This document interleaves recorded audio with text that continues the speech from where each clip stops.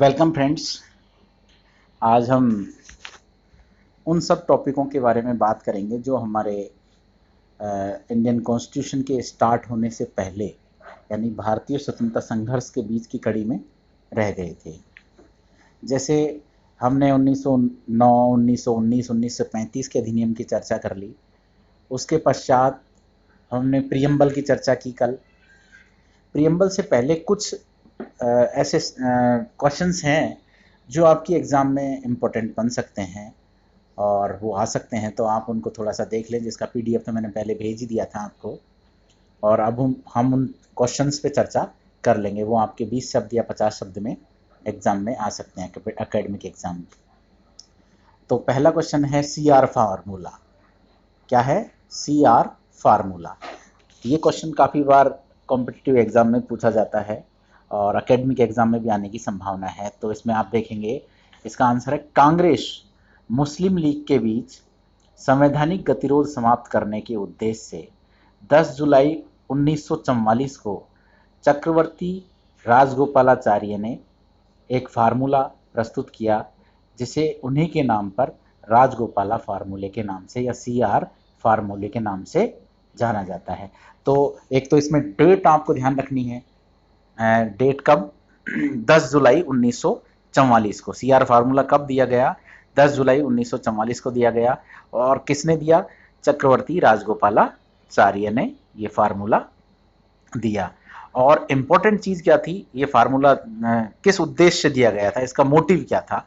तो मोटिव था कांग्रेस और मुस्लिम लीग के बीच में जो संवैधानिक गतिरोध चल रहा था देश के विभाजन को लेकर या फिर अलग सत्ता बनाने को लेकर, उसको कुछ सुलझाने के उद्देश्य से कुछ उन्होंने बिंदु बताए थे, जिनके बारे में इसमें लिखा हुआ है, जिसे ही सी आर फार्मूला कहते हैं। दूसरा सवाल है वेवल योजना 1945। यह आपके 20 शब्द या 50 शब्द में आ सकती है, तो इसको आप ध्यान रखेंगे कि Lord Wavell, viceroy Lord Wavell ने भारतीय नेताओं के सामने 4 जून 1945 को एक योजना रखी और जिसे क्या था, जिसका नाम क्या था? वेवल योजना। लॉर्ड वेवल ने रखी। कब रखी? 4 जून 1945 को रखी। और इस योजना के अंतर्गत उन्होंने क्या क्या बिंदु भारतीयों के सामने रखे? वो थे कि पहला रखा उन्होंने गवर्नर जनरल और सैन्य प्रमुख यानी जो सेनापति था उसको छोड़कर वायसराय की कार्यकारिणी के सभी सदस्य भारतीय होंगे। कब रखी ये बात? 4 जून 1945 को। और दूसरा, परिषद में हिंदू और मुस्लिमों की संख्या में बराबरी होगी, यानी संख्या में हिंदुओं और मुस्लिमों को अनुपात समान रखा जाएगा। दूसरा, भारत मंत्री का हस्तक्षेप एवं वायसराय का वीटो न्यूनतम हो जाएगा।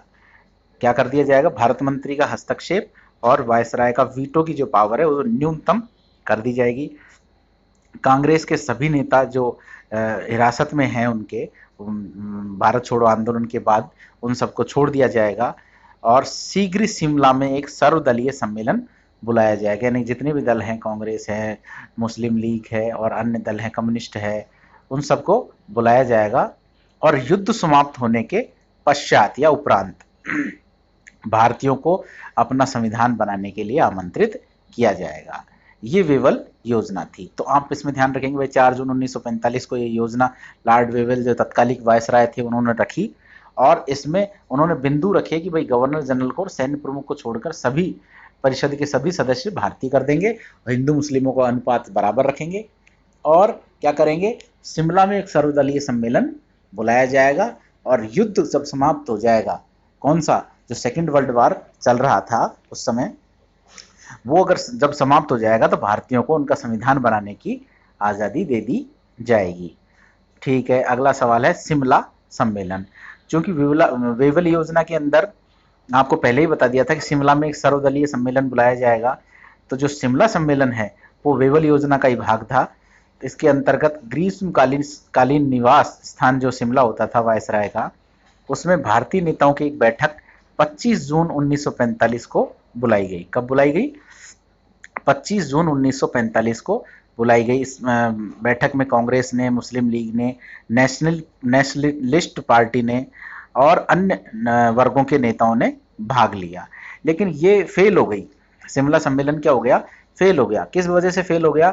इसमें जो मोहम्मद अली जिन्ना थे, उनकी हठधर्मिता और सांप्रदायिक मतभेद के कारण इस सम्मेलन में कोई समझौता नहीं हो सका और वेवल योजना फेल हो गई और इसको वापस योजना को वापस ले लिया गया। अगला सवाल जो इंपॉर्टेंट बनता है वो है नौसेना विद्रोह या सैनिक विद्रोह के नाम से भी आ सकता है, या सेना विद्रोह, नौसेना विद्रोह भी के नाम से भी ये आ सकता है एग्जाम के अंदर, आप ध्यान रखेंगे। तो इस 18 फरवरी 1946 को भारतीय नौसेना ने वेतन और मूलभूत सेवाओं में रंग भेद के आधार पर अपमानजनक व्यवहार के कारण विद्रोह कर दिया। तो इसमें इंपॉर्टेंट चीज दो ही बन रही हैं। पहली चीज, कब नौसेना का विद्रोह कब हुआ? 18 फरवरी 1946 को। और उसका कारण क्या था? विद्रोह होने का कारण था भारतीय जो सैनिक थे वेतन में और मूलभूत सेवाओं में रंग भेद के आधार पर उनके साथ भेदभाव किया जा रहा था, तो उस आधार पर उन्होंने विद्रोह कर दिया। और अंत में सरदार पटेल, वल्लभ भाई पटेल के हस्तक्षेप से ये नौसेना का विद्रोह समाप्त हुआ। और कब हुआ ये? 25 फरवरी 1946 को। तो किसका हस्तक्षेप से हुआ? सरदार वल्लभ भाई पटेल के हस्तक्षेप से ये नौसेना विद्रोह समाप्त हुआ। शुरू कब हुआ? 18 फरवरी 1946 को। क्यों हुआ? भाई वेतन और मूलभूत सेवाओं में विसंगतियों के कारण ये हुआ, आरंभ हुआ था। अगला सवाल है कैबिनेट मिशन। बहुत इंपॉर्टेंट सवाल है क्योंकि कैबिनेट मिशन के आधार पर ही हमारी संविधान सभा का निर्माण हुआ था और ये एग्जाम में काफी बार पूछा गया सवाल है। तो आप ध्यान रखेंगे मार्च 1946 में कैबिनेट मिशन दिल्ली पहुंचा। इसमें ब्रिटिश सरकार के 3 कैबिनेट मंत्री कौन कौन थे? Lord Pethick Lawrence, sir Stafford Cripps और लॉर्ड एवी अलेक्जेंडर शामिल थे। तीनों नाम ध्यान रखेंगे। कैबिनेट मिशन में 3 व्यक्ति कौन थे? कब आया दिल्ली, कब पहुंचा? तो मार्च 1946 में दिल्ली पहुंचा। और इसमें 3 व्यक्ति कौन थे? एक तो पैथिक लॉरेंस, स्टेफर्ड क्रिप्स और एवी अलेक्जेंडर थे। और 16 मई 1946 को कैबिनेट मिशन ने अपनी योजना प्रस्तुत की। जैसे वेवल योजना प्रस्तुत हुई थी उसी प्रकार से कैबिनेट मिशन ने 1946 में अपनी योजना प्रस्तुत की। योजना में क्या था? योजना में संघीय देश के रूप में भारत के भावी स्वरूप, प्रांतों एवं रियासतों को स्वायत्ता तथा संविधान सभा के निर्माण का प्रस्ताव था। 3 बहुत इंपॉर्टेंट चीज थी। एक तो भारत के संघीय देश के रूप में भावी स्वरूप के बारे में चर्चा की गई। दूसरा, इन्होंने एक बहुत बड़ी चीज रखी, प्रांतों को और देशी रियासतों को स्वायत्ता प्रदान कर दी थी कि कोई स्वतंत्र रहना चाहे तो स्वतंत्र रहे, अगर वो भारत में मिलना चाहे तो भारत में मिल जाए और पाकिस्तान में मिलना चाहे तो पाकिस्तान में मिल जाए। तो यानी पूरी तरह इन्होंने व्यवस्था को ऐसे फैला दिया था कि सब अपनी अपनी हितों को साधने में लग गए थे। लेकिन इसमें एक इंपॉर्टेंट चीज थी कि संविधान सभा के निर्माण का प्रस्ताव भी इसी में रखा गया था। कांग्रेस ने मिशन के संविधान सभा से संबंधित प्रस्ताव पर सहमति जताई और शेष मुद्दों को स्वीकार कर दिया। लेकिन मुस्लिम लीग पहले से ही योजना स्वीकार कर चुका था क्योंकि इसमें प्रांतों को और रियासतों को स्वायत्ता का जो दे दिया था, उन्होंने वादा जो कर दिया था, तो ये शीघ्र ही स्वीकृति ले ली गई। ठीक है। अब अगला है प्रत्यक्ष कार्यवाही दिवस। अब 16 मई को 1946 को तो कैबिनेट मिशन ने अपना प्रस्ताव रख ही दिया था और इसमें प्रांतों को और देशी रियासतों को स्वतंत्रता की बात कर ली थी। लेकिन मुस्लिम लीग को पाकिस्तान पूरी तरह मिला नहीं था, तो उन्होंने सीधी कार्रवाई या प्रत्यक्ष कार्रवाई दिवस मनाया। तो उसमें क्या था? मुस्लिम लीग ने पाकिस्तान की मांग मनवाने के लिए 16 अगस्त 1946 को सीधी कार्रवाई दिवस या प्रत्यक्ष कार्रवाई दिवस को मनाने की घोषणा की और संपूर्ण देश में सांप्रदायिक दंगे करवाए। तो ये आप ध्यान रखेंगे। फिर आता है माउंटबेटन योजना। अब चूंकि कैबिनेट मिशन योजना के अंतर्गत उसको पाकिस्तान की मांग को हल्का फुल्का स्वीकार कहीं ना कहीं कर ही लिया गया था क्योंकि इसमें प्रांतों और रियासतों को स्वतंत्रता दी गई थी। और उसके बाद प्रत्यक्ष कार्रवाई दिवस द्वारा मुस्लिमों ने 16 अगस्त 1946 को देश में सांप्रदायिक दंगे फैला दिए। तो इन सब चीज़ों को देखते हुए जो ब्रिटिश सरकार थी उन्होंने गवर्नर जनरल लॉर्ड माउंटबेटन को यहाँ भेजा और भेज के उन्होंने, उस समय जो प्रधानमंत्री थे इंग्लैंड के वो थे एटली। एटली ने 3 जून 1947 को इसकी घोषणा की कि ब्रिटिश संसद में क्या की, इस योजना के अंतर्गत भारत के विभाजन के साथ भारतीयों को सत्ता सौंप दी जाएगी। भारत का तो विभाजन कर दिया जाएगा और सत्ता भारतीयों को सौंप दी जाएगी। अब इसमें एक नई चीज क्या जोड़ी थी, मुस्लिम बहुल प्रांतों में प्रांतीय विधानसभाओं को निर्णय का अधिकार दिया गया कि वो या तो भारत में शामिल हो जाएं या पाकिस्तान में शामिल हो जाएं। देशी रियासतों के संबंध में कैबिनेट मिशन योजना तथा भारत पाक आयोग के गठन इत्यादि बातें की गई थी। देशी रियासतों में कैबिनेट मिशन ने क्या कहा था कि प्रांतों और देशी रियासतों को स्वायत्त कर दिया जाएगा। वो किसी में भारत में मिलना चाहे तो भारत में मिल जाए और पाकिस्तान में मिलना चाहे तो पाकिस्तान में मिल जाए।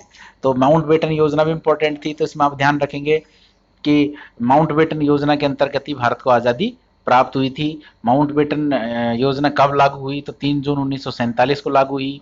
उस समय ब्रिटेन के प्रधानमंत्री कौन थे, तो आप बताएंगे एटली थे। और इस योजना में ही भारत के विभाजन को स्वीकार किया गया था। और क्या कहा गया था इसके अंतर्गत कि देशी रियासतों को स्वायत्त कर दिया जाएगा और भारत पाक सीमा के लिए आयोगों का गठन होगा। तो भारत पाक सीमा के लिए कौन सा आयोग बना, तो आप ध्यान रखेंगे रेडक्लिफ आयोग बना था। सर रेडक्लिफ आयोग भारत पाक सीमा के लिए बना था। अगला सवाल, भारतीय स्वतंत्रता अधिनियम 1947। ब्रिटिश पार्लियामेंट में 4 जुलाई 1947, तो 3 जून की बात हो गई, 3 जून के बाद 4 जुलाई 1947 को भारतीय स्वतंत्रता अधिनियम को पारित किया गया, जो शीघ्र ही 18 जुलाई 1947 को स्वीकृत हो गया। इस अधिनियम में 20 धाराएं थी और इस अधिनियम का द्वारा भारत का विभाजन कर पाकिस्तान की स्थापना कर दी गई। किसमें, भारतीय स्वतंत्रता अधिनियम 1947 में। 4 जुलाई को तो यह सदन के पटल पर रखा गया और 18 जुलाई 1947 को स्वीकृत हो गया। और इस अधिनियम में कुल 20 धाराएं थी और इस अधिनियम द्वारा पाकिस्तान की स्थापना कर दी गई थी। क्योंकि माउंटबेटन योजना में भारत पाक आयोग बना सर रेडक्लिफ की अध्यक्षता में, और भारत पाक की सीमा का निर्धारण कर दिया और जो देशी रियासत थी या प्रांत थे उनको स्वायत्त कर दिया गया कि या तो वो स्वतंत्र रहें या भारत पाक किसी में भी मिल जाए। सरकार दोनों अधिराज्यों की संविधान सभा को उत्तरदायित्व सौंप देगी। भारत एवं पाक दोनों अधिराज्यों का एक एक गवर्नर जनरल होगा। संविधान सभा विधानमंडल के रूप में कार्य करेगी और नए संविधान के बनने तक संपूर्ण शासन 1935 के अधिनियम द्वारा शासित होगा। देशी रियासतों पर ब्रिटिश सरकार की सर्वोपरिता का अंत कर दिया गया। यानी कि इस अधिनियम में जो इम्पोर्टेंट बात थी, एक तो कि जो जब तक इनकी संविधान निर्माण नहीं हो जाता, संविधान सभा को उन्होंने बना दिया कि भाई संविधान बनाइए आप अपना, लेकिन जब तक संविधान नहीं बन जाता तब तक किसके अनुसार शासन होगा, 1935 के भारत शासन अधिनियम द्वारा ही शासन होगा। और देशी रियासतों को पूरी तरह स्वतंत्र कर दिया गया और ब्रिटिश प्रभुसत्ता को उन पे से समाप्त कर दिया गया।